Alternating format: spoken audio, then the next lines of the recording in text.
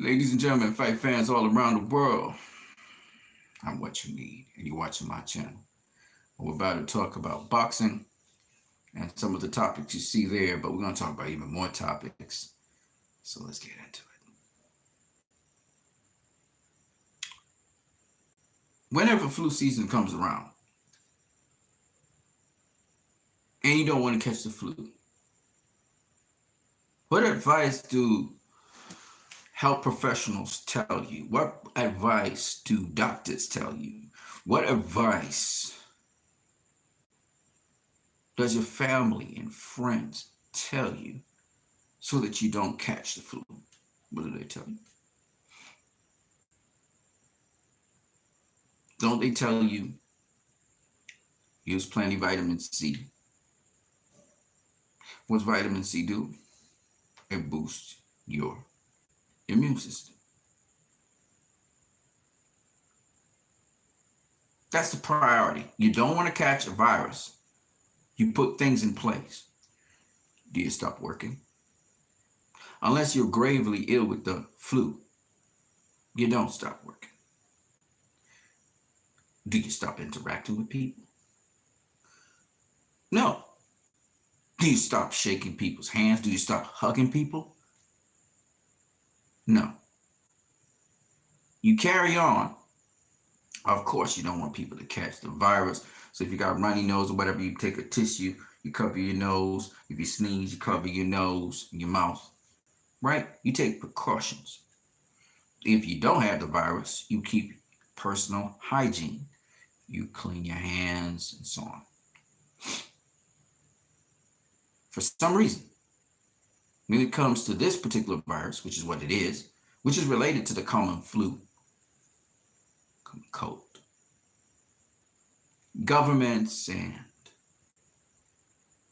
mandated people by the WHO, the World Health Organization, have suddenly taken steps that are draconian, extreme, telling people stay in your homes. Social distancing. Don't shake people's hands. Stay as far away from people as possible, 6 feet away. Definitely don't hug people. Why?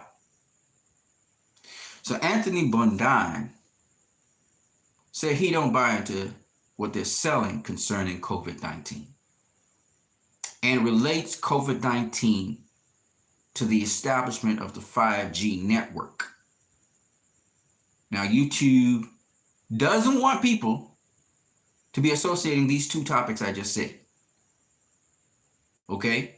London Real, which is a business that interviews different people around to inspire the people and also to give different perspectives on things.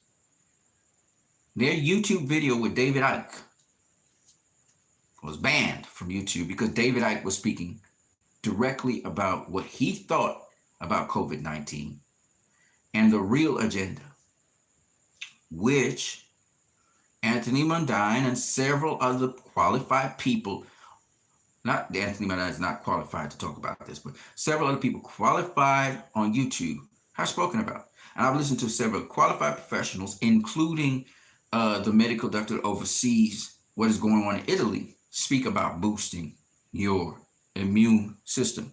Listen to this. What effectively are healthcare providers doing in hospitals right now with patients who have COVID-19?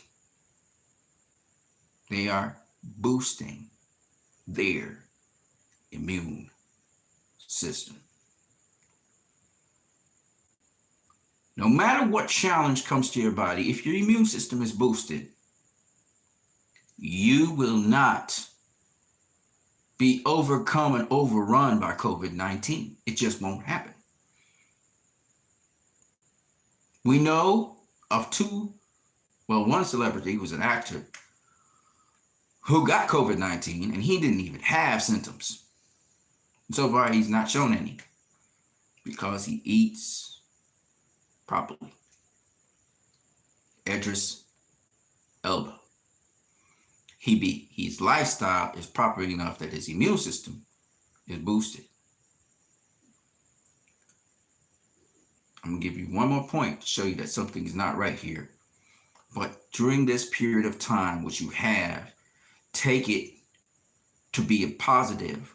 But if you need to take measures to carry on, you use your life, including maybe even social disobedience. Do so, because the principle of the thing. I will give you one perfect example of where social disobedience by a certain sect of people led to law change. In the case of marijuana, which was illegal to use for many, many years and seen as negative. Even I bought into bullshit that marijuana was negative, even though I realized that it was something that was better than cigarettes and alcohol. And there was a big point of hypocrisy in why are people using tobacco and they're using alcohol, but they can't use marijuana. People socially disobeyed, a certain sect of people, the Rastafarian movement, socially disobeyed and disregarded what the authorities had said about marijuana. I still don't advocate smoking it, but if you got to smoke something, it's probably the best thing to smoke. And there is certain marijuana that has been processed so much that it's actually dangerous for you. But if you get a marijuana plant, in my country now it's decriminalized, you can plant it in the back of your house, you can use the leaves, you can boil them, you can make oil out of them. And I know personally that my mother benefited from using this plant. She had pancreatic cancer, and it helped her in terms of managing pain and was starting to heal her up, but you got to drink a lot of water. She was knocked out for like hours too, 18 hours straight, she'd be sleeping. But the point is, it is medicinal. It really does cure certain things in your body. I'm not advocate for it. Of course, you got to have the right plant and you got to have the right people doing the right things. But it is medicinal and it's very good for you, especially if you can get from the actual plant, the pure plant. But having said all of that, social disobedience is my point. If the principle of the thing, you are right in principle, then it doesn't matter who has legislated the law. You must go with your conviction. Freedom of speech has been violated on YouTube a number of times, but London Real has decided they're not taking that. Okay? It's the principle of the thing. Freedom of speech. Some of you, your jobs have been taken from you, and you're sitting home because you can't go to work because there's this fear that you get a virus, which even if you did and you had a proper immune system, would come and go like that. So what these people are doing is they're saying, well, consider your loved ones. You don't want them to get the virus either. Like Anthony Mundine said, I'm going to get the numbers to crunch for you guys. Because once again, if you notice, what you need is a guy that tries to tell you the truth. If you look at the common flu, and I know people of the country's under lockdown, but it doesn't matter. If you look at the current flu, this virus hasn't even reached the death toll that the common flu does worldwide. We have flu season every time. The death toll numbers don't even match up to the common flu. And the people who've gotten it don't even match up to that. The common flu knocks down billions of people every year. Not kills them, but knocks them down. We're talking billions. And the amount of people that die of the common flu, generally the elderly public and people with their immune systems compromised, goes into the millions. Okay? But when we think of it as a percentage, well, no, it's not millions that die of it, sorry. Close to a million, okay? 100 and something thousand. But when you look at the percentage of people that die of these things, it's a very small percentage. And guess what? It's the same thing with the coronavirus. Even in Italy, where there was supposedly huge death tolls with the coronavirus, supposedly it's by the coronavirus, that's a whole other story for another day. Even in those cases, the percentage of people who die of this thing is a very small percentage to the overall percentage of people in the country and people who have gotten it. They have classed this thing as a pandemic. So then the cold and the common flu is a pandemic. Why is it that they never talk about that? Something ain't right here. And Anthony Mundine has hit the nail on the head. And I'll give you one more example if you're not convinced about what I'm saying. And I knew this from the jump. I was like, no, they're overhyping this shit. Here's one more thing for you to just register in your little nugget. I'm not saying that some of your family members haven't died from this virus. I'm not saying that this virus, if you slip up on this bug, it won't kill you. I'm not saying that. I'm not denying that they class it as a virus even though there's evidence to show and support that this thing is something else. This is what I'm saying. The hysteria behind this that's forcing people to make decisions that otherwise they wouldn't make. That is my concern. We are being manipulated into house arrest. Okay? And these measures have never been taken before. If you got the common cold or the virus, you are not subjected to house arrest unless you really have extreme symptoms and so on. Then it's advisable for you to stay home. Now, I understand a couple of things about this virus. We don't know everything about it, and it's classed as a virus, so I'm going to call it a virus. But one of the things we do know is it's spread by droplet. Now, think about this, people. Where the HIV just came out, the hysteria. If you touch somebody, you can get HIV, blah, blah, blah, blah, blah. Now we learn HIV is not spread that way. Now, I'm not saying that it ain't spread by contact, but from what the information we know, it's not spread that way. Is there a cure for HIV? Absolutely. There is a cure for HIV. It's a rather simple one. And it has been implemented, and people have been cured of it. People I know who had HIV have been cured of it. So there is a cure for HIV. Okay? And a lot of people don't know these things. There's a cure for cancer. And it's not expensive. And it's not a hoax. Okay? There's a cure for diabetes. We know it. Now doctors know diet, exercise. That's it. Diabetes type 2, controlled. Diabetes type 1, controlled.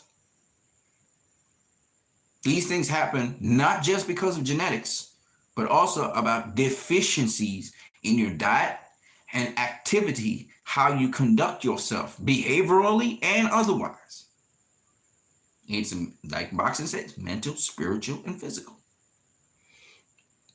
That's why, generally speaking, people who eat healthy and stuff and do boxing, like I said, boxing has changed my life. And you do boxing, they go well. Now, in 2017 was a terrible year for me. You guys didn't see me a lot on here because of several different reasons.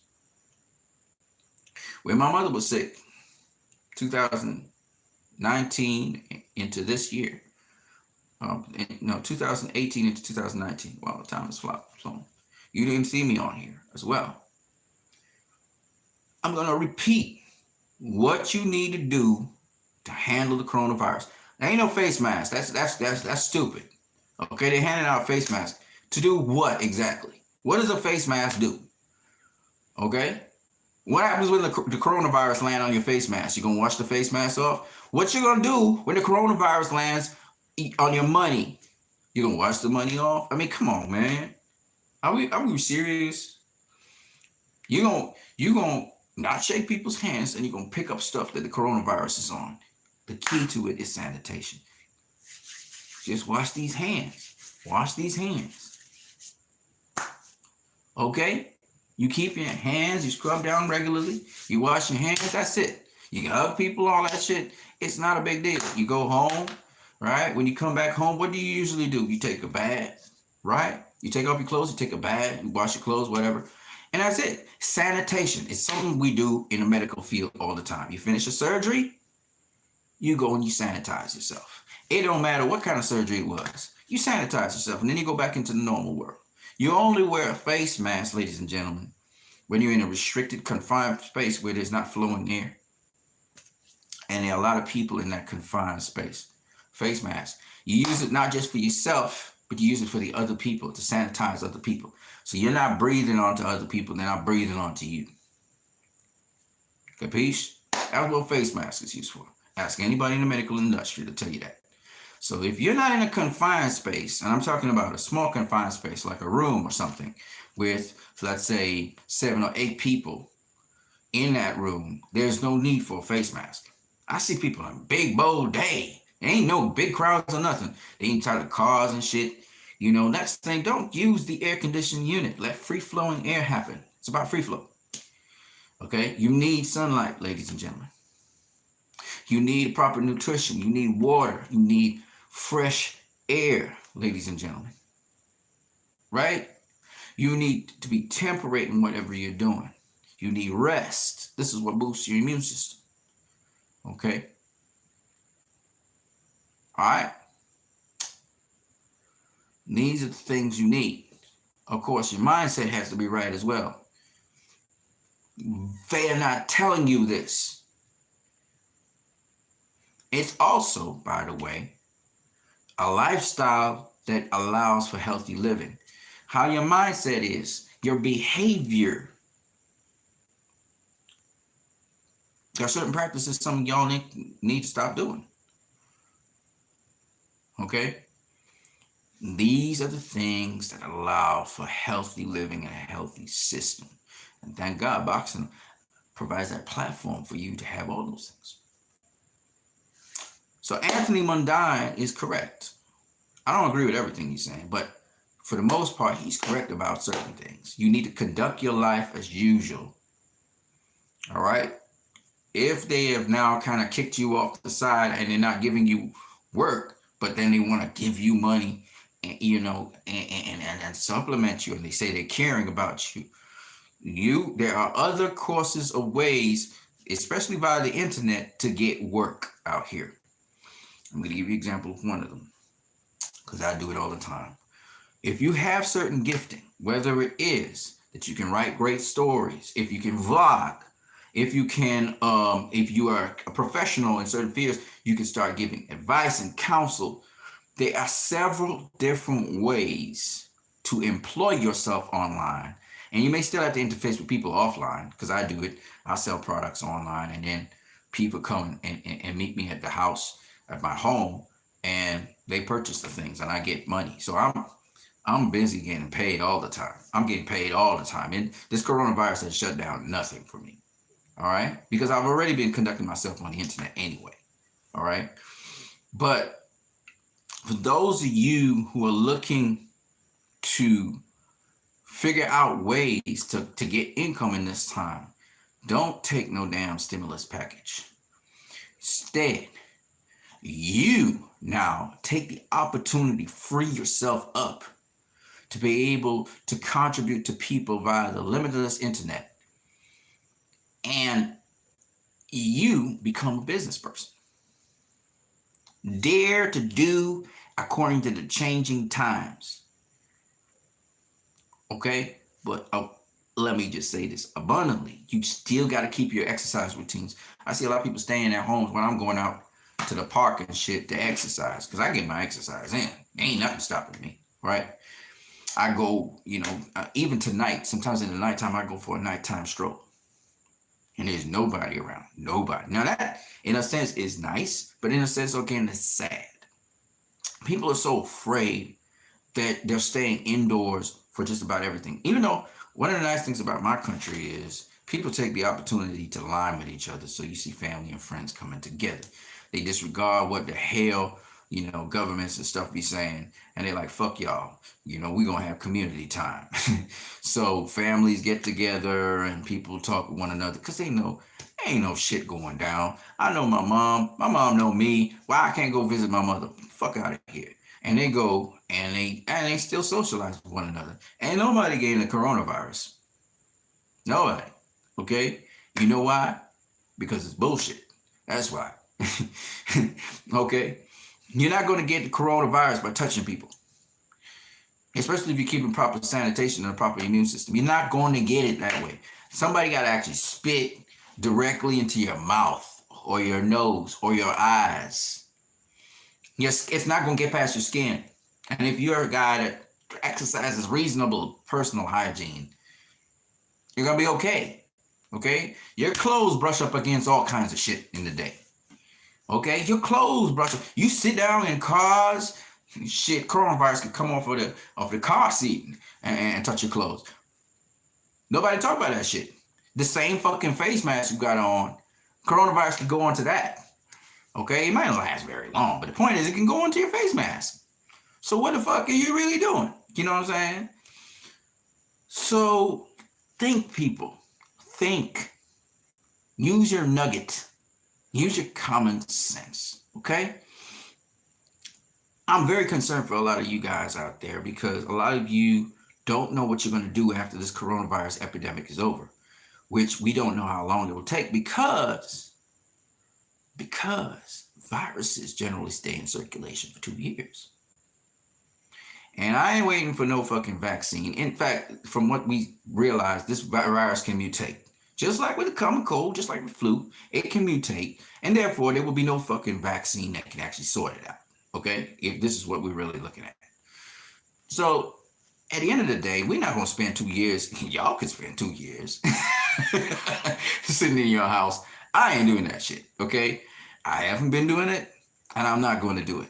So, in a way, I kind of socially, I am disobeying right now, and I don't care. Because guess what? I got to carry on my life. I don't know about y'all, okay? And things are going along pretty well.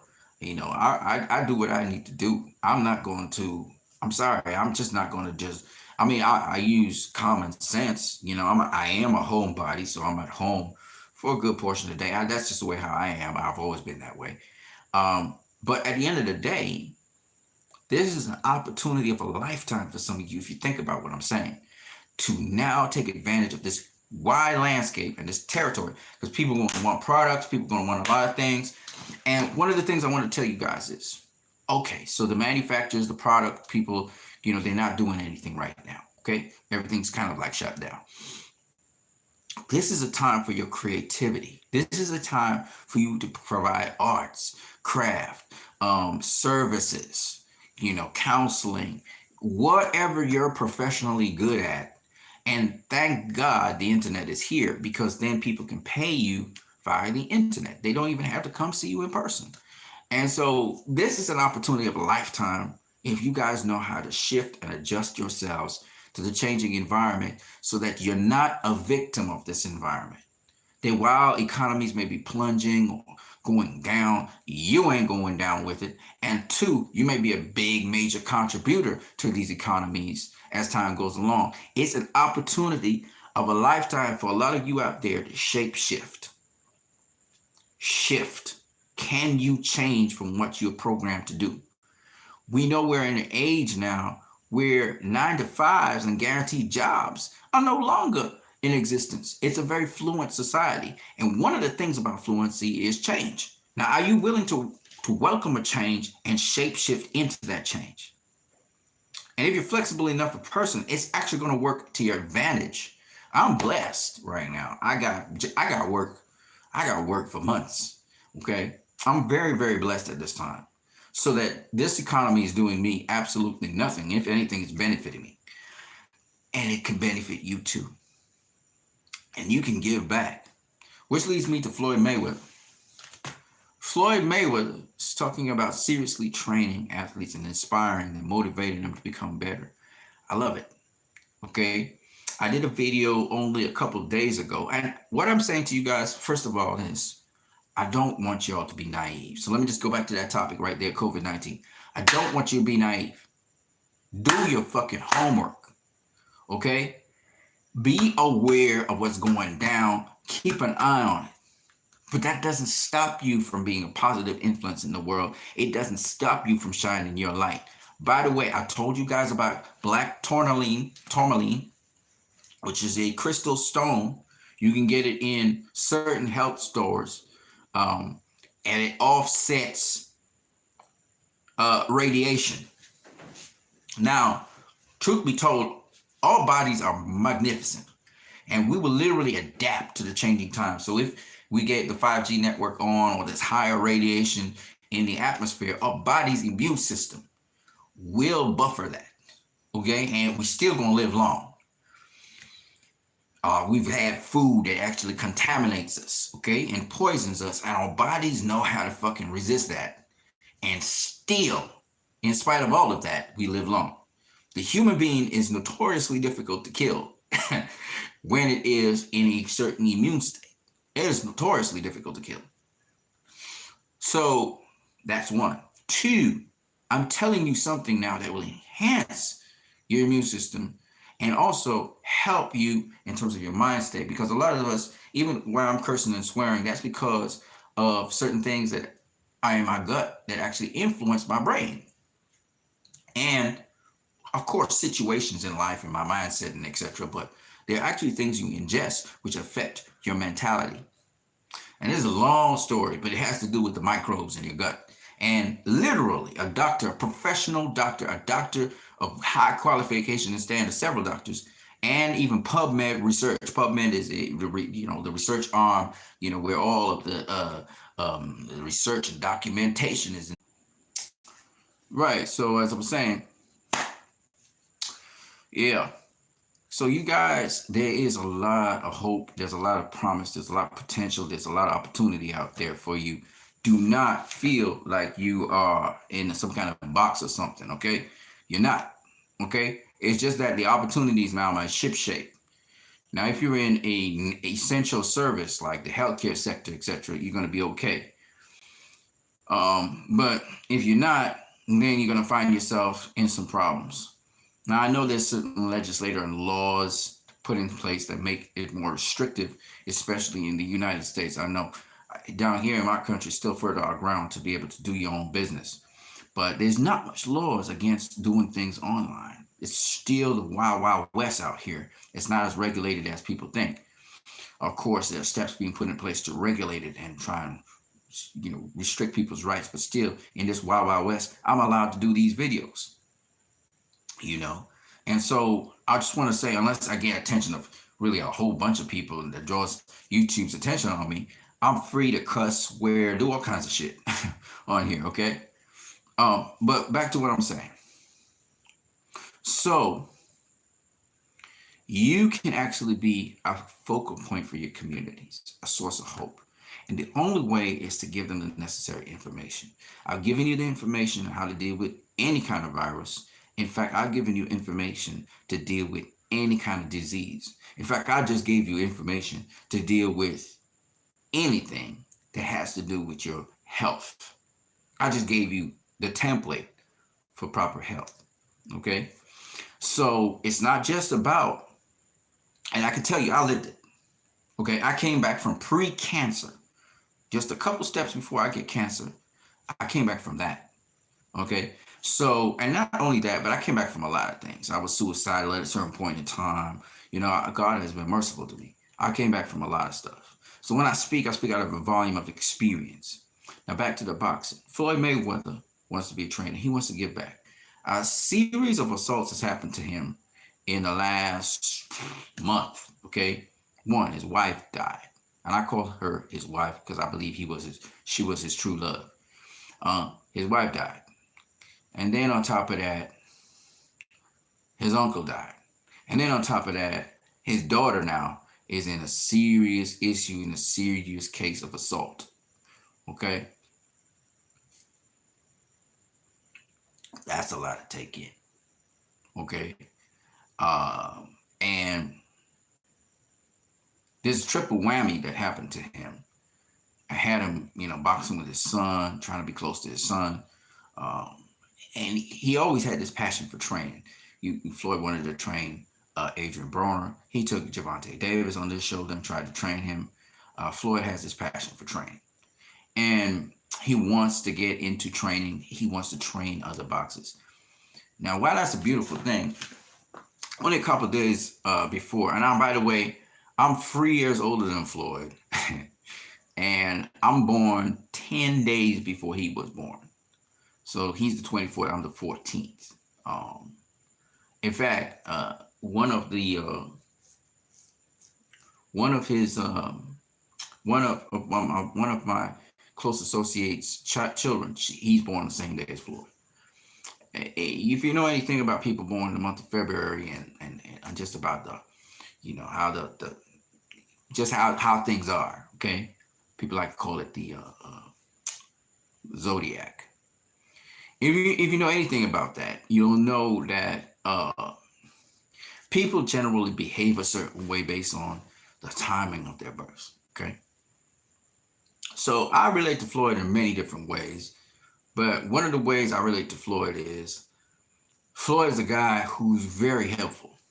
He's very accommodating, and Floyd's actually a facilitator. Floyd will, have parties and stuff for people because he loves people. He'll give you the back of his shoulder. He'll give you the back of his head, but he learned not to be too trusting of people. He understands that people can just turn around and just be vicious on you, okay? They can just set you up and lash you out, okay? But that's essentially who Floyd is. Floyd don't move like how he say. He say I'm the best ever and stuff. But if you actually interface with Floyd, from what I learned, he's a very smart person. Don't get me wrong. He's like an average Joe. He's like an average Joe with you. He's not this egocentric guy like people make it out to be. He knows who he is. He knows what he's capable of, but he's not really egocentric. And he's a guy willing to learn and facilitate people. Okay, so I kind of get who that's how I vibe him. I don't know if it's true. They say sometimes he backstab people and stuff. I don't know. But essentially, when he's talking about giving back in boxing like that, and he's already given back by having a promotional company that cares about the fighters and pays them very well. But in addition, he's also a guy that wants to give back even more. I find that admirable. I hope he sticks with it because he's been talking about this trainer thing for a while. Being the best boxer ever on the planet, if there's anybody in this world who should be a trainer, it's him. I can't see nobody else. I mean, he mastered the game in every single way. So if he decides to train fighters,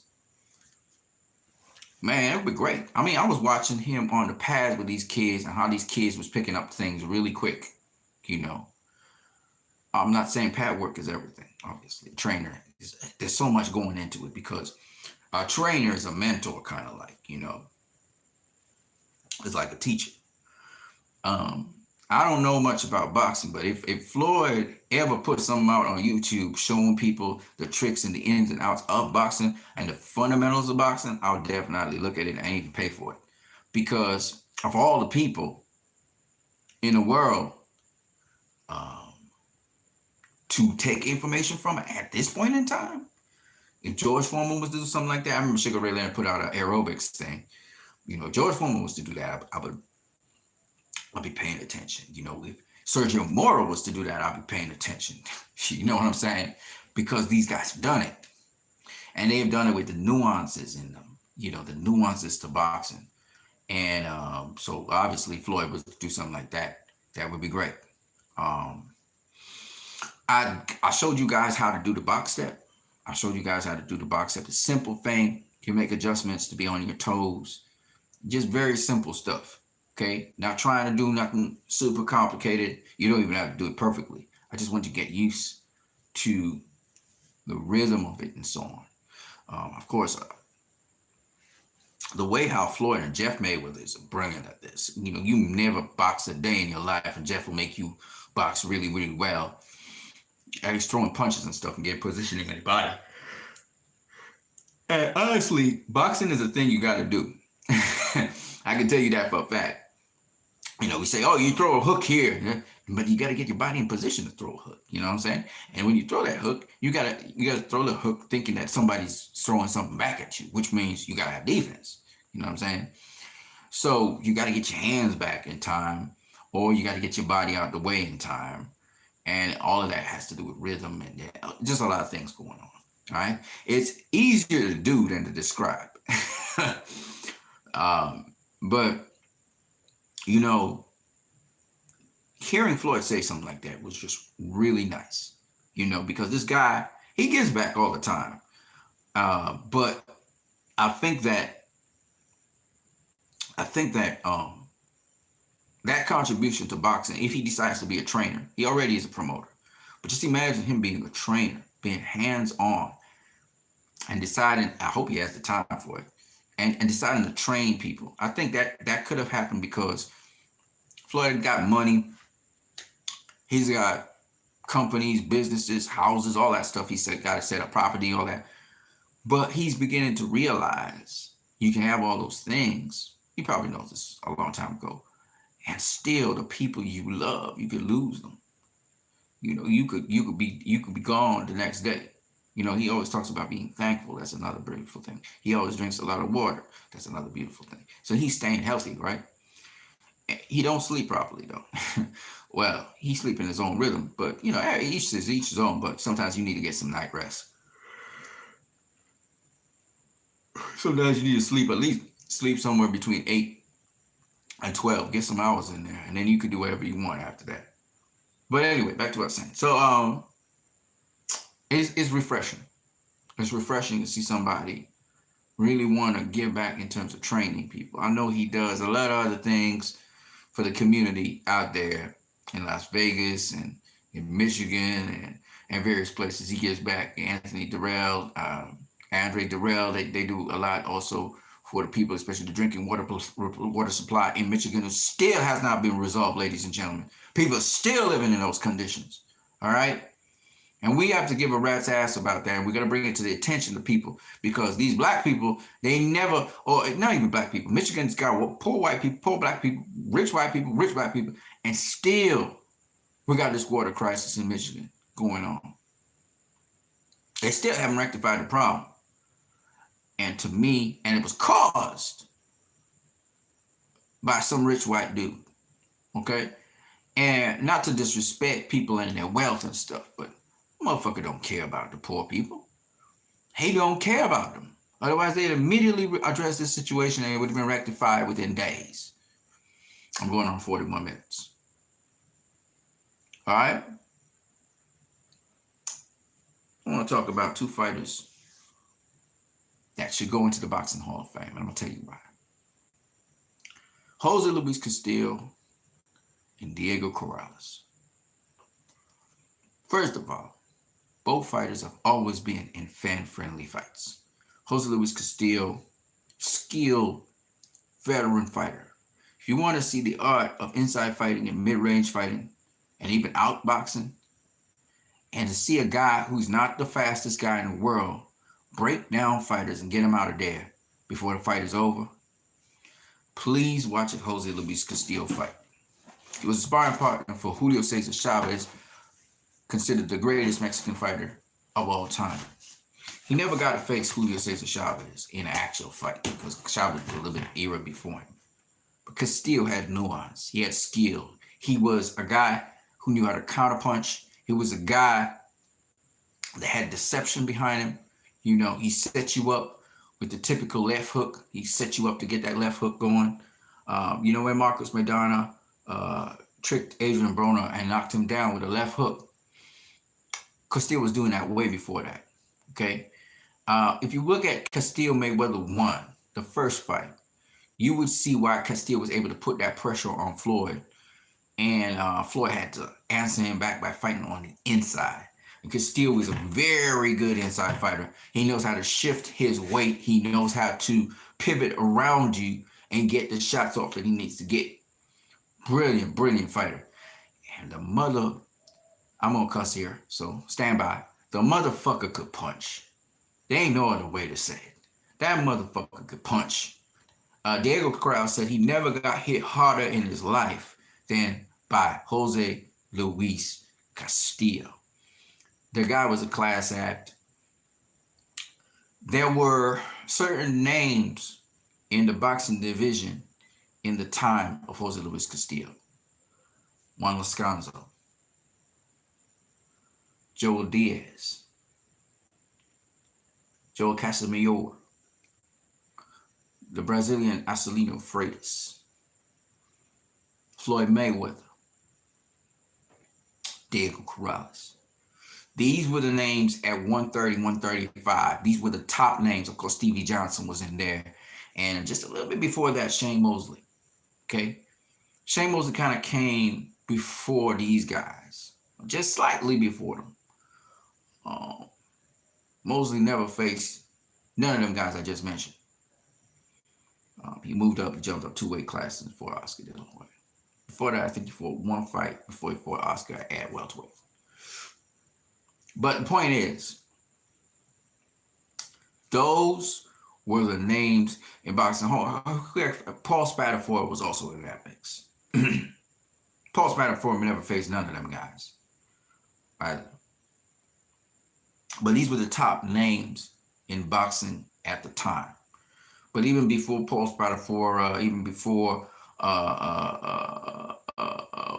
Joel Diaz, we had those names I just mentioned. They had established themselves in boxing. Diego Corrales. Diego Corrales was actually a great inside fighter. He had a long range, so he used his jab, and he fought fighters on the outside, but it was always to get to the inside. He was like an Errol Spence of boxing. He was like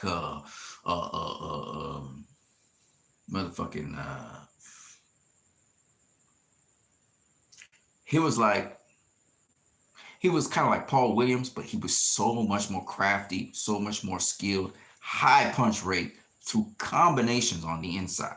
We're not talking, he threw Manny Pacquiao combinations on the inside. He threw 6, 7, 8 punches on the inside, of which his accuracy was so good, he catch you with 6 out of the 8 or 4 out of the 6.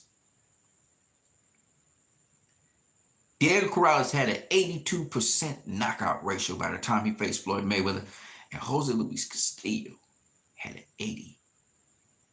82%, and Jose Luis Castillo had an 86%. These motherfuckers were bad motherfuckers. And Castillo had faced Stevie Johnson to beat him to get the championship of the world, and Cesar Bazan, former world champion. Okay? Both fighters would come forward fighters. Now, Castillo, he could box you on the back foot if he had to. Okay? Diego Corrales didn't know how to take a step back. He fought you come.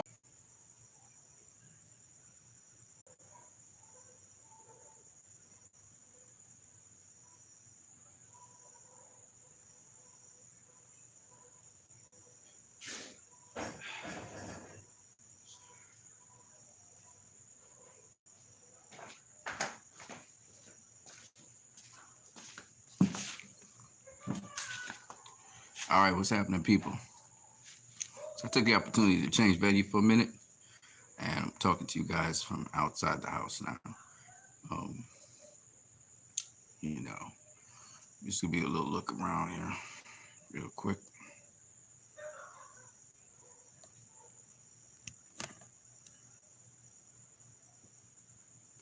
Oh, look around. It's nighttime.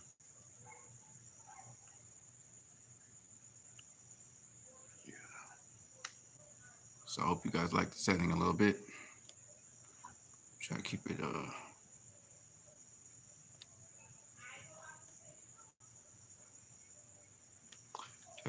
kosher. So we're talking about Diego Corrales. You know, very skilled fighter. Guy that came forward, brought some ridiculous pressure. Like I said, if you want to see pressure, a fighter is using his height, his length, his reach, his jab, as you know, to pressure you. Had good defense, good head movement. It's quick as hell. Diego Corrales. Go do a study on him. You know, look at his fights against Joel Casimiro. Look at his fights against Salino Freitas. Now, the thing about Diego Corrales and Jose Luis Castillo, they were dominant lightweights. You know, other than Floyd Mayweather, they beat everybody they faced. Everybody. Now, Castillo did suffer a loss to Diego Corrales. And his best years were at lightweight as Diego Corrales. Diego Corrales was a tall lightweight. He was like 5'10". Some people even have him at 6 feet tall. had long reach, long range. So he could box you on the outside and then come to the inside. Um, had power in both hands. Had power at any range. So he could catch you. If he caught you on the end of his hand, um, it didn't matter. He could catch you on the outside, he gonna drop you. If you catch you on the inside, he had short chopping shots on the inside. He stops you. So I mean, and he threw combinations. He had good defense, but he was a combinational puncher. He would throw like 6, 7, 8 combinational punches on you. So that's what made Diego Corrales, mean mugger. And Jose Luis Castillo wasn't as good as Diego Corrales on the inside, but very crafty on the outside. So when these two guys came together, having knockout ratios above 80% when they faced each other,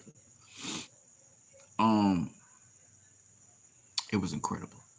It was an incredible fight.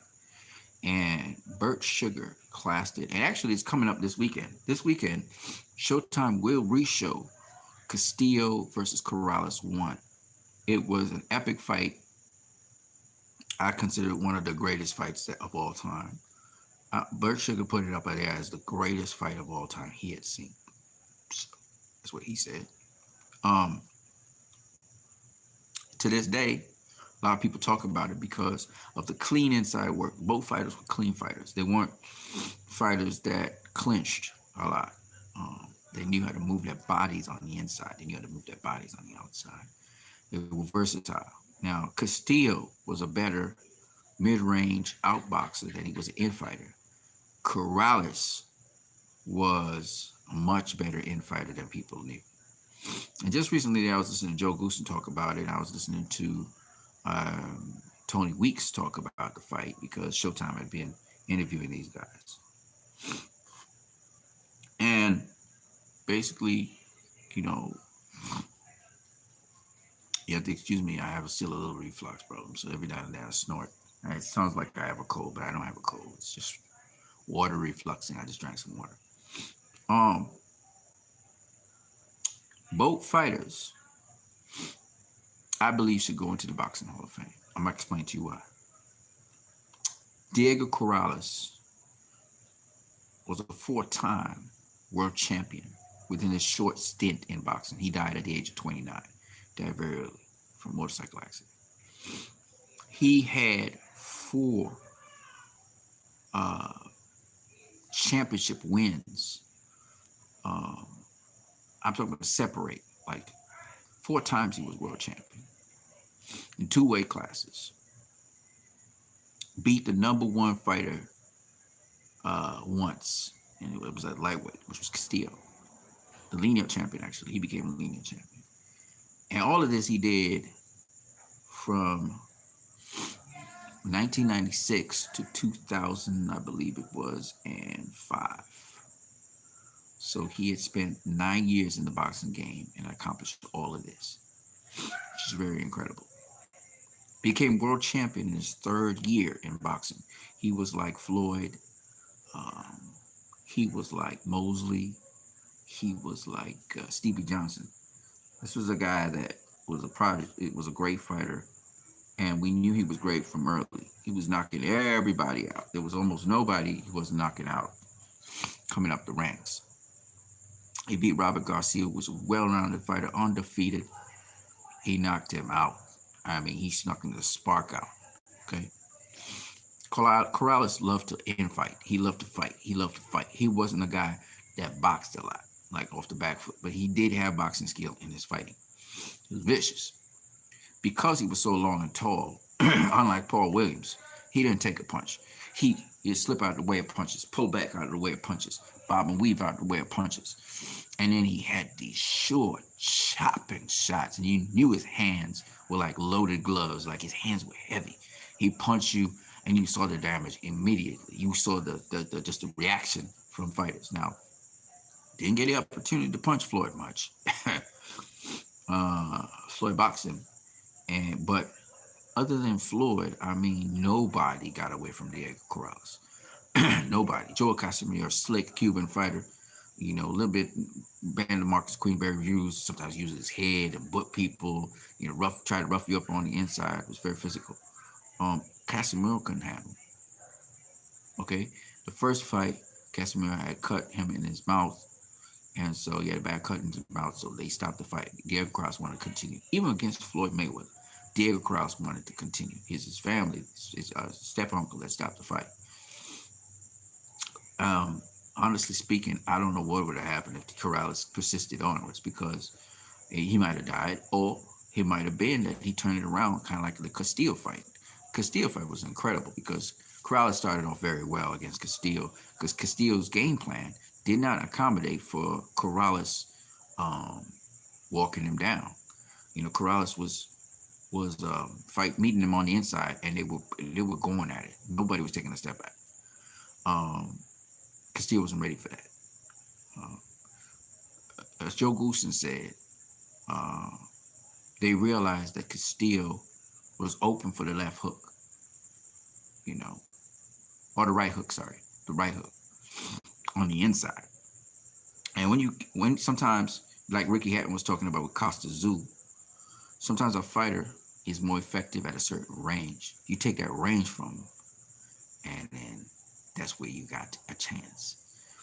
With the case of Castillo, Castillo was a much better mid-range to outside boxer and could do all his little tricks and stuff that way than he was on the inside. And then they caught Castillo off guard because Castillo was expecting Corrales to box him and move around him. And Corrales can box, but he just chooses not to box, right? Corrales more a guy, he don't like to take a step back.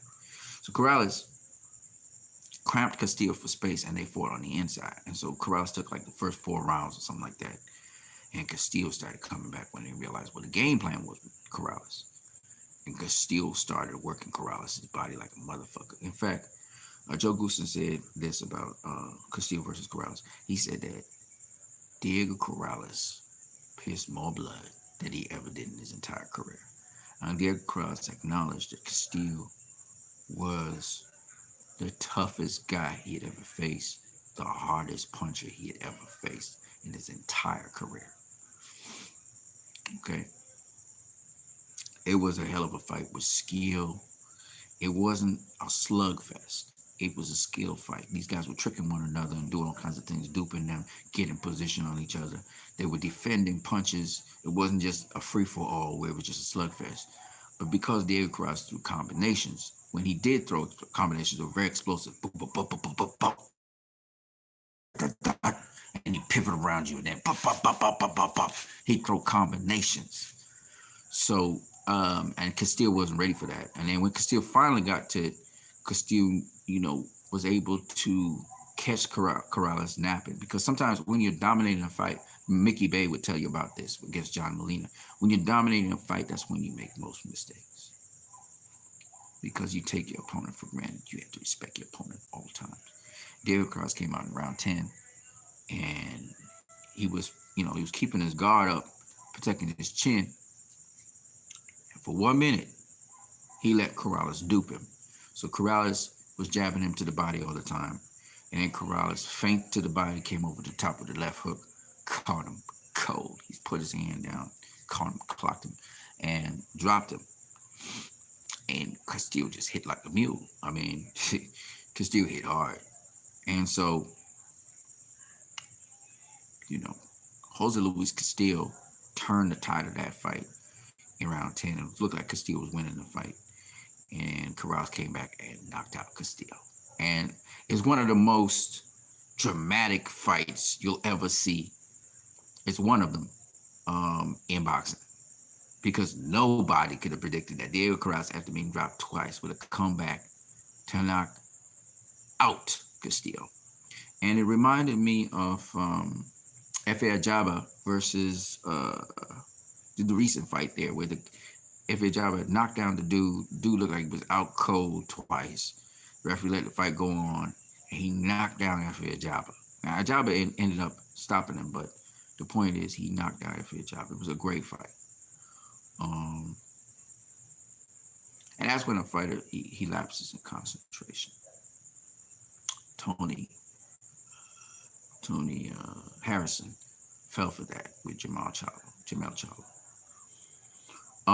So why I think these guys should be in the Boxing Hall of Fame.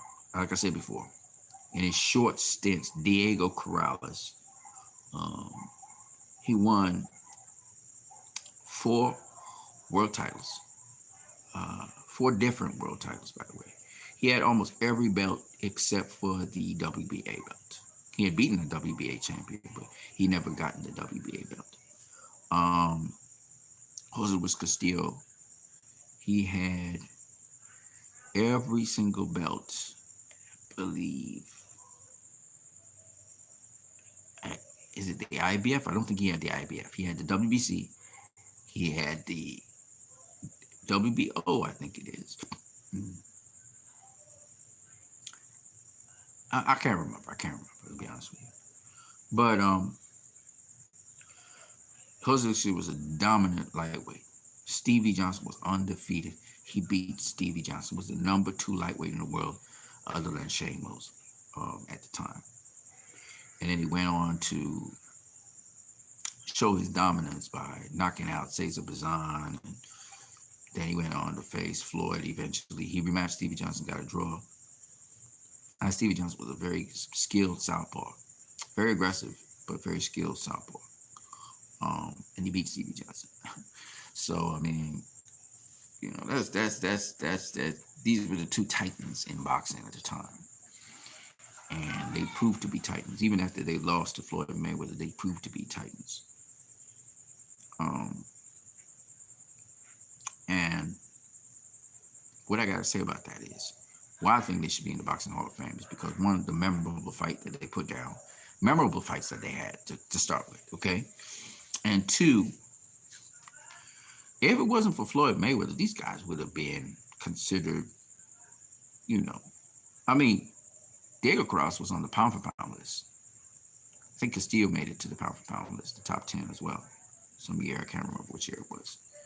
But these guys were, I mean, Castillo only got beaten by 2 people at lightweight. That was Floyd Mayweather when he was a champion, and Diego Corrales. That's it. Nobody else beat him. And he avenged his loss to Diego Corrales, stopping him. Diego Corrales was beaten by, I believe it was 3 people at lightweight. It was Castillo, Mayweather, and Joe Casimiro. Joe Casimiro got a win. He avenged his loss to Joe Casimiro. I never got to avenge the Mayweather, and he beat Castillo. So, you know, I mean, this Cross was a beast. So I talk about these fights because I think that them 2 guys should be in the Boxing Hall of Fame. People say, well, Corrales' career was short. Well, here's my point. He beat the who's who of lightweight and super featherweight. He beat the top guys. How many people can say that, right? He beat Castillo, Freitas, Casimiro. He did not beat Floyd, but he beat them guys. He also beat he beat Robert Garcia, Angel Manfredi. There are 2 other guys. He basically in his short career, his short stint, he beat 3, 4, 5, 6 top tier guys. We're talking the best of the best, right? And Castillo, he beat Juan Lascanzo, Joel Diaz, Stevie Johnson, Diego Corrales. He didn't never beat Floyd, but he beat Cesar Bazan. He beat the best of the best as well. When you look at that, you know, I mean, they went on to go into high weight classes. Diego Corrales jumped all the way up to welterweight, which was not advisable. In fact, he lost his last 3 fights of his career before he died. So he fought guys like, he fought a big career welterweight, Joshua Clottey. He didn't get stopped by him, but he got dropped later on in the fight. He fought Clottey. He rematched Joe Casimiro. He lost to him, and of course he rematched Castillo. Castillo came in overweight, paid for the overweight. Still, they had to fight, and he stopped Diego Corrales. So people would look at that and say, well, that he can't go in the Boxing Hall of Fame with that. I was saying, no, he should, because let me tell you why. Arturo Gatti had memorable fights with Mickey Ward. Probably why he's in the Boxing Hall of Fame. But he always had an exciting style. Boom Boom Mancini, same thing. But Corrales did that and some. We're talking about, okay, Gatti also faced the top tier guys, right? But my thing is this. When you look at Castillo and Corrales, they faced more top tier guys and beat them, and was like the dominant forces in their divisions than Gatti, like Boom Boom Mancini. I mean, Boom Boom Mancini did fight, Tommy the Tiger Lopez and all these other guys. But when you look at, Mancini don't have, and he fought some really great names. But he was never really the top tier guy in his division. He never was lineal champion. He never faced the number one guy and beat the number one guy. You know what I'm saying? That's what I'm talking about. But I'll do my homework just in case, because I'm talking off the top of my head. I might be talking off my ass right there. I think Corrales and Castillo deserve to be in a conversation to be Boxing Hall of Famers. They deserve to be in the Boxing Hall of Fame. That's why I include Corrales as one of the future Hall of Famers for Floyd Mayweather. Gennaro Hernandez, who wasn't dominant super featherweight, he already in the Boxing Hall of Fame. So why not Diego Corrales? Why not Jose Luis Castillo? And I do believe they will. Castillo's career is not over. That's why he's not even mentioned in the Boxing Hall of Fame yet. But Castillo is one of the top 25 greatest lightweights of all time. He's in there. Okay, I think he's at number 17 or something. And Diego Corrales, he dominated super featherweight and lightweight. The only people who ever beat him, like I said, was 3 guys. One off for technicality because his mouth was bleeding. He at no point in time did Diego Corrales ever want the fight stop. He never wanted the fight against Floyd Mayweather stopped. He wanted to continue onwards. He never wanted the fight with Joe Casimiro stopped. He was stopped by Jose Luis Castillo. Okay, Castillo legitimately knocked his ass out. But other than that, he wanted to continue those fights. And I don't know what would have happened if he continued those fights, because he was a hell of a puncher. He was a hell of a fighter. And he had the will to win like nobody else's business.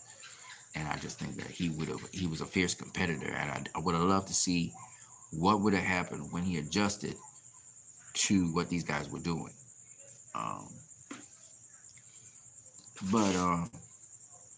I'll always say that I know Diego Corrales' career would cut short rather quickly by his unfortunate death. But I do believe that he was a hell of a fighter. Would have loved to see what he would have done at welterweight, because he was tough, he was strong, he was tall, he was rangy, and yet he could fight on the inside. He could fight on the outside, he could fight on the inside. He generally didn't take a step back. He generally fought coming forward. So I wanted to talk about Diego Corrales versus Jose Castillo.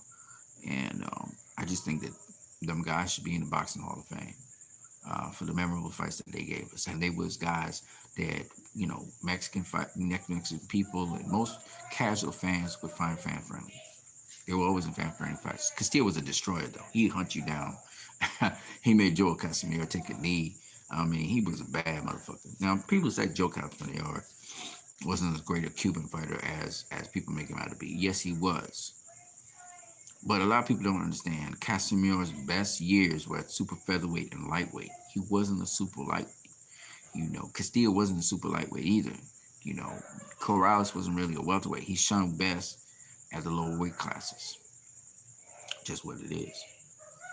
But were they great fighters? Absolutely. Acelito Freitas, was a great Brazilian fighter. So I just wanted to share that with you guys. So going on an hour and 12 minutes, we're counting, and we're going to cover another topic. The other topic I was looking at was We seen Jamal Charlo, uh, his house and everything. I love his Bentley, man. His Bentley is dope as hell. And it lead me to understand why Al Heyman is really a blessing to boxers. These guys got put into a position where, because they are able to have their own promotional companies, have people under them, the Devin Haney's of the world and so on, these guys became multi-millionaires. And now they are multi-millionaires. You see what Jamal Charlo has. You see what Andy Ruiz has. These guys have palaces as houses, man. These men, they giving comforts to their family. Obviously, their houses are also for business, so they have fighters there with them, and they have entertainment for guests and people, so they can do other business negotiations. It's not just that they have this big mansion for the mansion's sake, but it's strategic what they're doing. But the thing about it is, it's really nice is seeing these guys have worked so hard in a gladiator sport where you can die, and they reap these benefits to come from where they were to where they are now is beautiful to see. Um, and it gives us hope. You, me, we could be similar. We could have, you know, really beautiful. I mean, I'm comfortable. I mean, I have a nice home and everything. But the point is, you can come from nothing. I was homeless on the side of a street in the United States of America. I had nowhere to go. I had nowhere to lay my head, you know. And by the grace of God, really, I've made it this far. But I'm saying to you guys, if you commit yourself to something you love, and this is the point behind it, I want you guys to understand. You don't want to live a life where you're doing something you don't love doing, you know. Um, whether it's preaching the gospel, whether it is art, whether it's science, whether it's some social something you're doing, whatever it is, you want to do something that you love doing. That's where you actually get to live. Okay. You don't want to be doing something that you don't love doing. You don't want to do it. So all you guys have been holding out because you need to make ends meet. Make sure that at the end of the day, if you're holding out to make ends meet, that you're doing something you love ultimately in the end. That's a means to an end. Don't stay there. Don't lose your life and what the hopes and dreams and your potential because you got to make a buck. Any boxer will tell you, you're not going in the ring because of money. You can't use that as incentive. You could get badly hurt. You got to go in there because you love competition. You love this one-to-one. You want to win, and you believe you can. The thing about Jamal Charlo and all these other excellent boxers that we see in the world today is they're the best.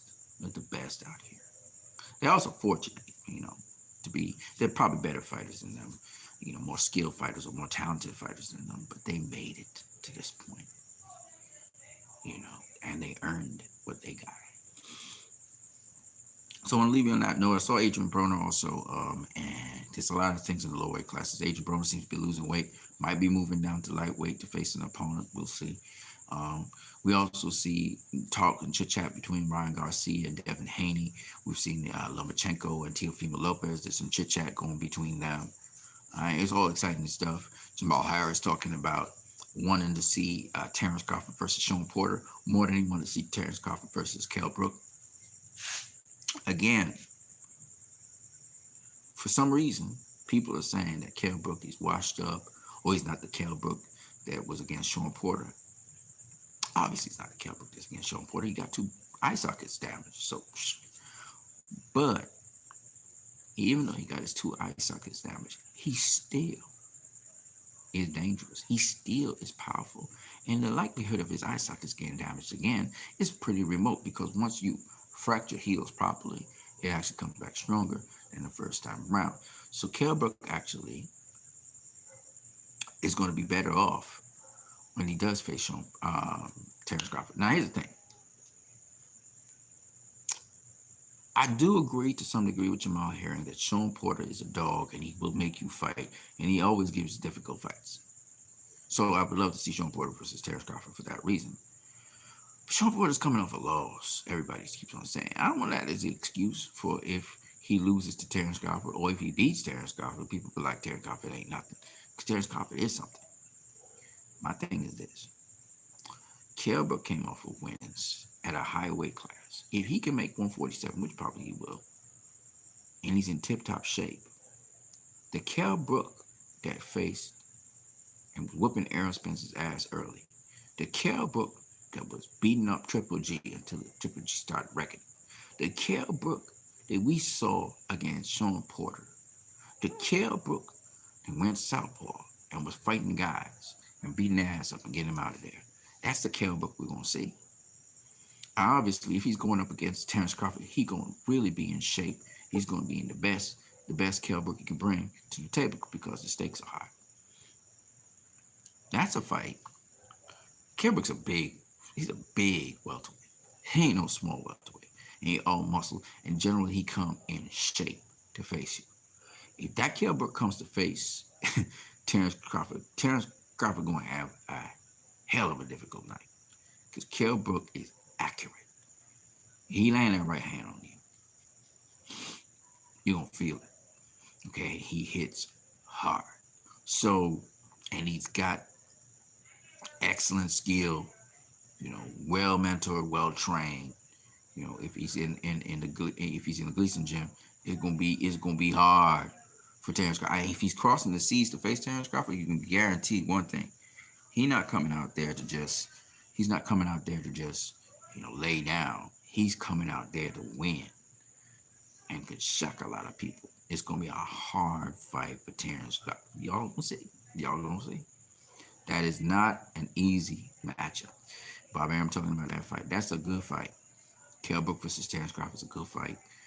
And it would set up Kell Brook versus Amir Khan, especially if Kell Brook could beat Terrence Crawford. Amir Khan would be like, you know what, man, I'm ready to fight you now.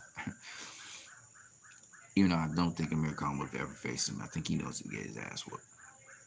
And the timing of Kell Brook is just spot on. I wish Kell Brook would go more to the body. Other than that, man, he a class act. So the only problem with Kell Brook, and he has to work on this, is in his mid-fight game. For some reason, he kind of gasses out mid-fight, and then he picks it back up later on. For Terrence Crawford, you're going to have to go to Kell Brook's body. You're going to have to work that body like a motherfucker. Kell Brook is very strong. He knows how to protect his body. He knows how to clench up. He knows how to do all these little tricks, these veteran moves. It's not as easy as people think going up against Kell Brook. Look, Terrence Crawford would get his shots in, definitely. He just work the body like Errol Spence did. That's the blueprint to try and get him out of there. But if Kell Brook is on his A game, he's not going to get Kell Brook out of there. Not only that, but he may have a difficulty even standing up and facing Kell Brook, punch for punch, shot for shot. Kell Brook has all these tricks, and you saw it against Sean Porter. So it'll be an interesting fight. Let me change venue one more time with you guys, and I'm gonna talk about a couple other fights that I see on the horizon coming up. So one of the things I want to talk to you guys about is Joe Casimiro versus Naoya Inoue. That's a fight I really want to see, and I'm interested in you guys' perspective on that. Let me just set up. So I'm setting you guys up in different venues. I know it's kind of late in the night, but you just gonna set you up in different places.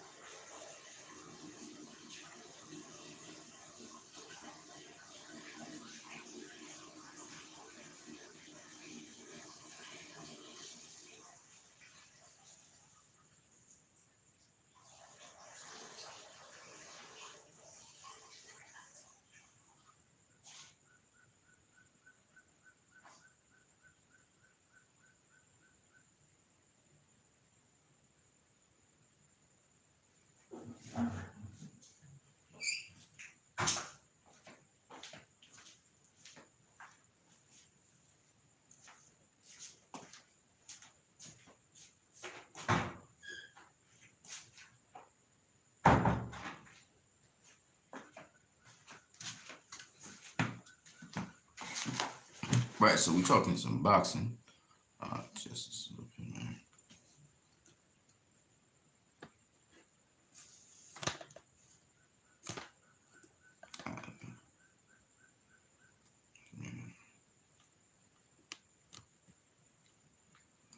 Going on 2 hours talking some boxing here.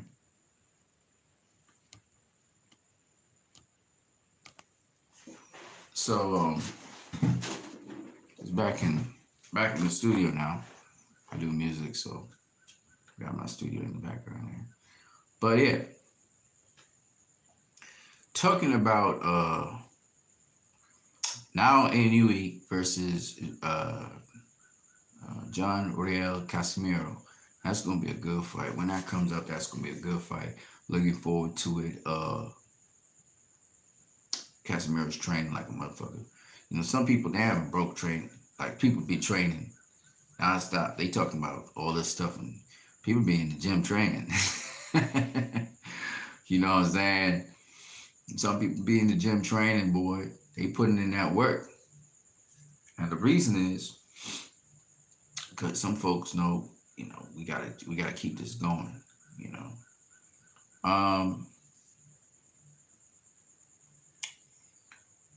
Out of all of the fights that I want to see this year, I want to see Joel Casimiro versus Naoya Inoue. That's a highly anticipated fight for me.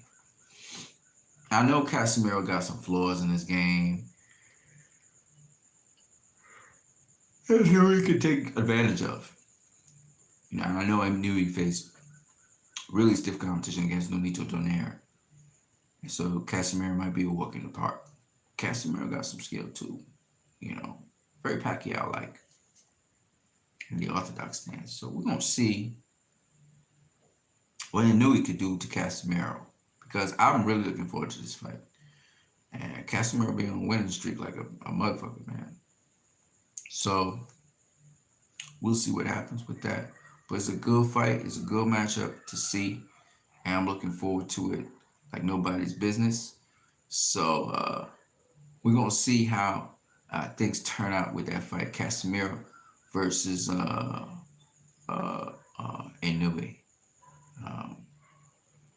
Looks like it's going to be a good fight. And I'm looking forward to it. With respect to other fights that are coming on social, Dillian White was talking to Let's Go Champ, and it was just recounting some of the great fights of yesteryear. You know, I want to be able to share with you guys some more of these yesteryear fights, but we go down memory lane as time permits. One of the yesteryear fights I really want to talk about. I mean, we scored Marvin Hagler versus Sugar Ray Leonard. We scored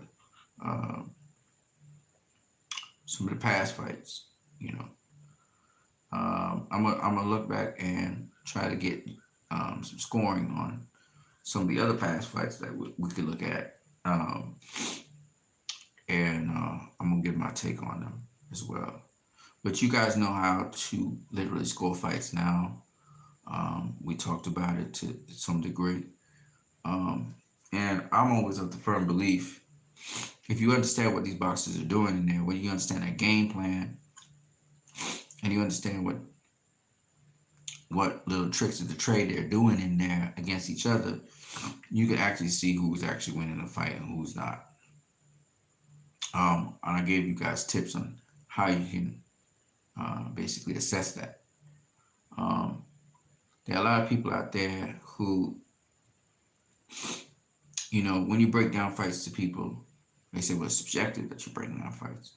I think it's objective. I mean, why I can say that is because if you're predicting that this guy's winning, and then you could say, oh, this game is over already, this guy's going to get knocked out, and then it happens, it shows that you know what you're saying.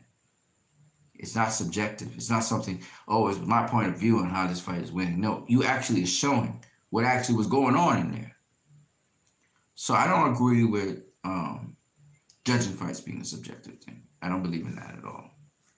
Because if you could if you could judge a fight properly and predict an outcome correctly, it shows that you know what the fuck you was watching.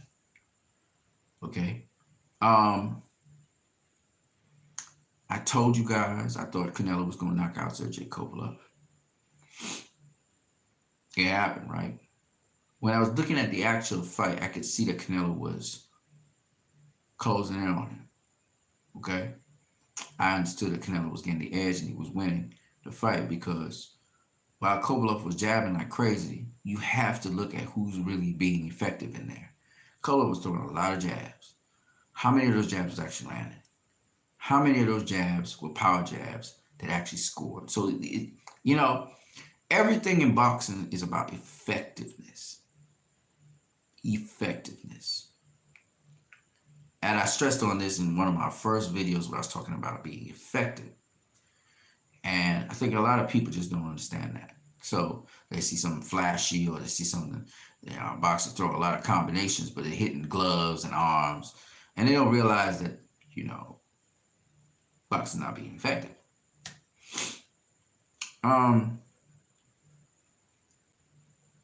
Which leads me to another topic that people just totally don't get. Okay.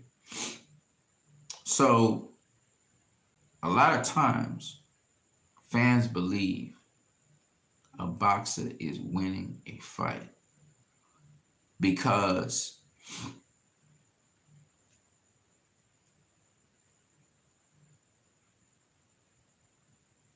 another boxer's getting beat up or whatever because of what the commentary team is saying. When Mike Albert and what's the other guy's name? I forgot his name. When they were commenting on David Corrales versus Jose Castillo, they didn't know who was winning the fight. They didn't pick sides. It wasn't political. HBO was notorious for that. When they back in a certain fight, Triple G getting his ass handed to him, you get tagged the fuck up, but they saying he's winning the fight. Particularly the Triple G versus Canelo 1 fight. I keep on talking to people about it. Commentary teams sometimes can really fuck up boxing because they got agendas. If you don't have an agenda, and you're not rooting for your guy to win, you can see things very objectively, and you're able to assess a fight much better. That wasn't exactly the point I wanted to make, but I'm going to just talk about that.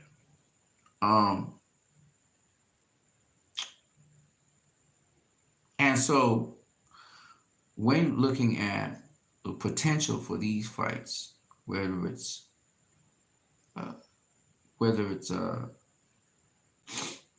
John Real, Casimiro versus Naoya Inoue, whether it's Wilder versus Fury 3, whether it's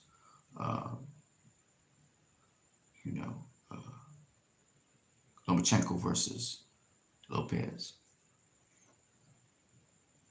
You have to look at objectively in the fight. You got to look at the challenges and what's really going on with one fighter versus the other fighter. That's what you got to do. If you're not doing that and looking at it in a level of objectivity, if you're just looking at it from a boxing fight fans perspective, then you're going to get skewed and you're not going to really see what's really going on. So I hear a lot of people say, well, now anyway, he dominated Nolito Donaire. Yeah, if you dominate somebody, what is it that you get in your eye orbital broken? You got a broken eye orbital. How did that happen? You were dominating the dude, according to you. So we know that fight was close. That knockdown made a difference.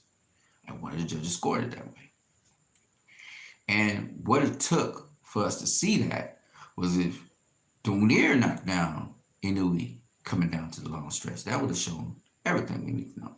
I'm not saying that Inoue didn't land good punches on Donaire. I'm not saying that at all. He landed some hell of punches. But don't do like Donaire didn't do that and he wasn't a stronger guy in there. But when he hit the knee, he knew he had to go backwards. Don't do like that. It was one guy who was a man in there, and the other guy was a boy. He knew he hasn't come into his man strength yet. Donaire did. And who was walking out who? Donaire was walking out Inouye. One the other way around, right? And probably might be the toughest challenge of Inouye's career. Would have been Donaire. We'll see. I don't know. But the Casimiro fight is definitely a good one. I definitely am looking forward to that too.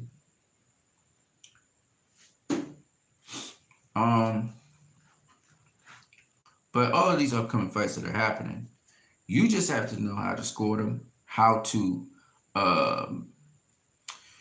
understand what's going on in there. And once you understand what's going on in there, you're good to go. All right. So this is why I try to explain to people, and I always go back over this topic. I wanted you guys to understand. I want to hammer it home sometimes. This is why I said I cannot go on what other people say about a boxer. I prefer to see it with my two eyes so I can assess the situation, because several times Duran, Robinson, Ali, several times I watched fights. I remember Ali versus the English guy with the left hook that put his ass down. Okay. I remember Ali versus I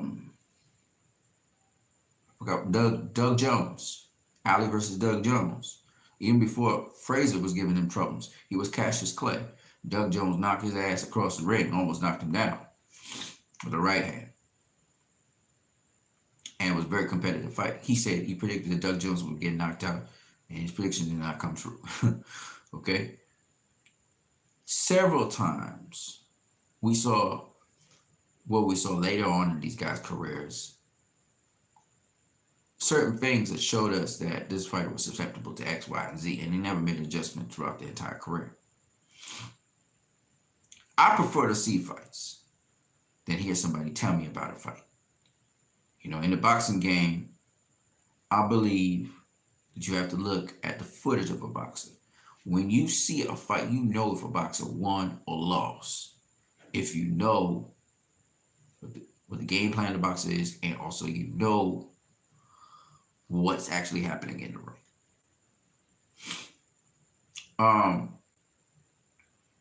And that's the best way. There's no other way. You know, I listen to 68 Sports TV. I listen to Boxing Librarian try to argue their points, but they had to be derogatory because they knew they didn't have a foot to stand on. All right. I'll give a simple case. Which do you do? Do you go watch fights today, or do you read about fights today? Or do you listen to other people tell you about fights today? Which one? You watch it. So why are you watching it? If you don't know what the fuck is going on in there, and you just listen to the commentator tell you what's going on in there, why are you watching? And this is what I'm trying to get boxing fans to get more climatized to. Ain't no way in hell I'm going to listen to somebody talk about another fighter and I could go see it. If there's footage on them, I'm going to watch it. And from the footage, I will know for myself if this was a good fighter or not. That's how I look at it. And, you know, I always believe that the fundamentals of boxing are great, and boxers who have the fundamentals of boxing are great. But I also believe, and I've heard a lot of people say the same thing, ring smarts trumps just the fundamentals. Guys who can make adjustments on the fly, who have that understanding, that instinctual understanding of what's going on in that square circle, and are able to employ smart strategies, which allows them to not take as much punishment. They could go take more punishment and still win the fight, but it might be stupid to do so. Those people, you know, I was listening to, I believe it was, who was it? Yeah, Prince Nassim Hamed talk about who he thought was the best ever in boxing. And he mentioned Sugar Ray Robinson, Muhammad Ali. I can't remember what the third person was. He said they were the best in boxing. And I listened to the interviewer say, well, what about, and he said, Mayweather? He said, listen, man, I love Mayweather. Me and him friends. He said, I believe he the smartest in boxing and the dedication to the craft of boxing. Now, the question we had to ask ourselves is, why are these guys refusing to give Floyd Mayweather that title? Well, if you look at almost any sport, there's always somebody who denies the other person the title that they say they have. I was watching an interview on Vlad TV with John Sally. John Sally, to this day, does not acknowledge Michael Jordan as the greatest basketball player ever. And he talks about the guys that he grew up, West and so on. He talks about all these other people. He said, but Jordan's my contemporary. I mean, I know him inside and out. I know what he's good at doing, what he's not good at doing. He broke down why he thought Kobe Bryant was a better basketball player than Jordan. What Kobe could do, what Jordan couldn't do. Then he comes back and he concedes to it by saying, if he had to get a team together, the guy who would be in the starting lineup would be first Michael Jordan. And that's all you have to know.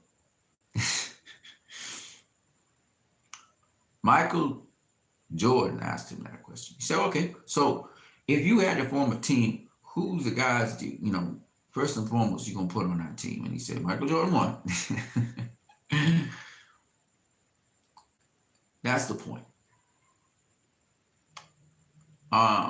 The point is, if you had to pit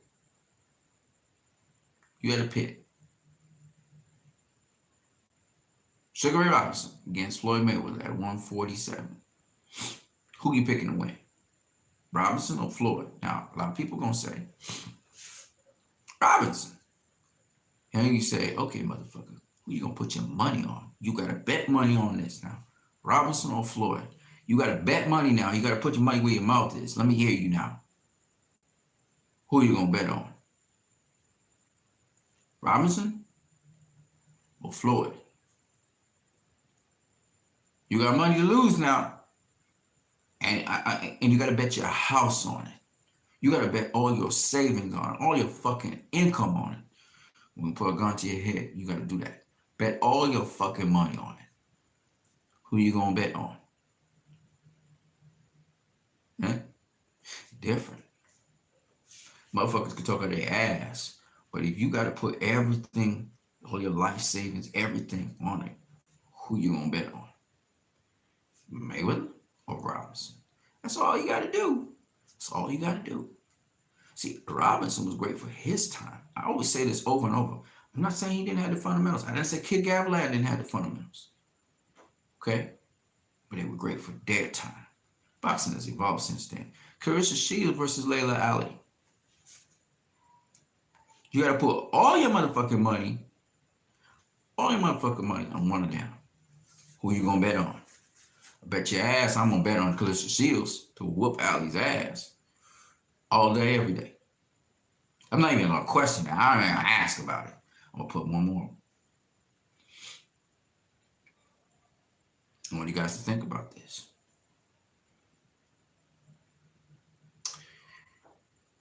You got the great, the wonderful, the magnificent Muhammad Ali. Considered the greatest of all time. Ali gonna have to face Tyson Fury. Who you gonna put your money on? You gotta bet all your money on Ali to beat Tyson Fury or Tyson Fury to beat Ali. Let me tell you this. Tyson Fury got an inside game. He not only quick on the outside, he can fight you on the inside. Ali don't got no fucking inside game. He's not going to have an height advantage. He's not going to have a range advantage. He don't bob and weave to get to the inside. How the fuck is Ali going to handle Tyson Fury?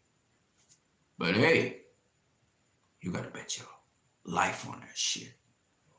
Who you going to bet? Ali to beat Tyson Fury? Why? Because Tyson Fury can't punch? That's your argument? He just knocked out Deontay Wilder. You know who I'm betting. Tyson Fury all day. Every day. All fucking day. I know that he's been dropped twice, 3 times in his career. So has Ali. Ali's been dropped twice. But I mean, by a smaller guy too. I got Tyson Fury beating Muhammad Ali, maybe even stopping his ass. I have it. He opened to the left hook all fucking day. All day. The jab all day. Tyson Fury be jabbing his ass, connecting with his ass all day. It wouldn't be as easy as the Deontay Wilder fight, but Ali snapped back. That's what Ali do. What happened when you snap back and you misjudge the range of the taller fighter? I'm not saying Ali wasn't great, but I see his ass getting cooked. He get cooked by Tyson Fury. It's easy. Tyson Fury is much bigger than him. He's much taller than him. He's equally as fast as he is. Got great footwork. Could fight on the inside, bully him, put his weight down on him, rough him up. You tell me Ali gonna beat Tyson Fury? Man, come on, man. Come on. Boxing as a sport has evolved. Until you guys get with the program, I don't care who you are. Now, a lot of people like to name call and bullshit. And they try to make their arguments according to that. And arguments usually don't hold no fucking water. I keep on saying this over and over. I crumble that argument with just one set of words because a lot of them don't know shit about boxing. If they knew about boxing, they wouldn't even enter those arguments. You understand what I'm saying? And I've said it over and over again that unless you have boxed, you're not going to understand half the shit I'm saying because a lot of y'all don't think like that. A lot of y'all don't think like that. I said it from the beginning, I'll say it again. You can't really know shit about boxing or about a fight if you haven't seen it with your own 2 eyes. Taking people's accounts of fights means what? It's not the same as watching a fight. And similarly, if you really want to have the experience, seeing a fight is not the same as being in a fucking fight. And so I always advocate for all of you guys to get into boxing. Every other motherfucking sport, you don't just sit down on the couch watching the shit. You actually do it. Basketball. I'm sure all of you guys have played basketball. Soccer. I'm sure all you guys have played football that love football. You go out there and you mess around. Cricket. Swimming. Track and field. And sports. If you hadn't done nothing, you just... And you know what? Some of the people who be talking about boxing really annoy me. Them people talking about boxing never box a fucking day in their life. Or these fucking couch potatoes and they big and fat and they out of fucking shape. I respect Beeb. Because Joe Beeb, at least he boxed. You know what I'm saying? So I respect the dude. All the people on the Boxing Voice, I have the utmost respect for them. When they talk about shit, I respect for them. I might not agree with them, but I respect for them. Because they actually do this fucking sport. I have no respect for people who haven't even tried the sport. Al Bernstein, he talk a lot. He ain't know what the fuck he be talking. Okay? Because he never boxed before. And one thing that Sergio Mora said, which is so true. I know they're antagonizing each other, but nonetheless. Sergio Mora said something true. You never boxed a fucking day in your life. I don't expect you to understand what I'm saying. He was talking about Manny Pacquiao beating the elite and his resume. And it was just hard for Chris Mannix to understand what Sergio Moro was saying. And they obviously manufactured for the elite fighter. Obviously. Keith Thurman's elite. It don't matter if you think he was in a different mind state or he wasn't at the top of his game like he usually is. It don't matter. He's elite. And like, he could not understand that for the life of him. Okay? He's making this counter argument that just makes no damn sense. Okay? So, and boxing's a sport that at that top elite level, and Sergio Moro will know about that because he was a world champion. At that top elite level, you can't afford to make certain mistakes. You just can't. It's not even in your mind to make. And your preparation for the fights, I was listening to Joe Goosen talk about the preparation Diego Corrales had for the Jose Luis Castillo fight. You know, preparation is everything. If you don't prepare properly at the elite level, you're going to get dusted really quickly. You know, we saw it just recently there with J-Rock, okay, versus the Colombian kid. Okay, you could tell J-Rock wasn't properly prepared for that fight for whatever reason. So, boxing's a doing sport. You're not going to learn boxing. You're not going to learn boxing by talking about it. You learn boxing by doing it. And there's all these little nuanced and intricate things you got to know. That's why it takes so long to master it. Okay? Just like any martial art, actually. It's the repetition, doing it over and over again the correct way. Then putting it to the test is true sparring or true rigorous routines. Non-stop rigorous routines. Okay?